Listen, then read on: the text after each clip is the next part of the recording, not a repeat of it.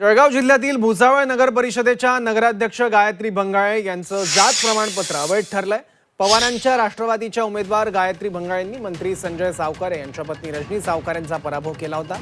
यानंतर त्या चर्चेतही आल्या होत्या। मात्र आता त्यांनी उमेदवारी अर्जासोबत सादर केलेलं अनुसूचित जाती प्रवर्गाचं प्रमाणपत्र जळगाव इथल्या जात पडताळणी समितीच्या पडताळणीत अवैध ठरलं।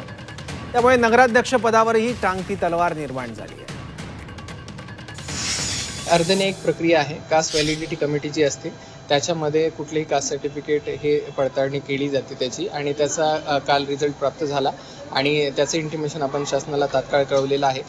ते जसं हे सर्टिफिकेट कुठल्याही सदस्याचं किंवा नगराध्यक्षांचं हे सर्टिफिकेट रद्द करण्यात येतं, कुठलेही कास्ट सर्टिफिकेट ज्याचा वापर करून ते निवडून आलेले असतात, ते जर रद्द करण्यात आलं तर तात्काळ प्रभावाने त्यांचं सदस्यत्व रद्द करण्यात येतं आणि तसं इंटिमेशन आपण शासनाला कळवलेलं आहे।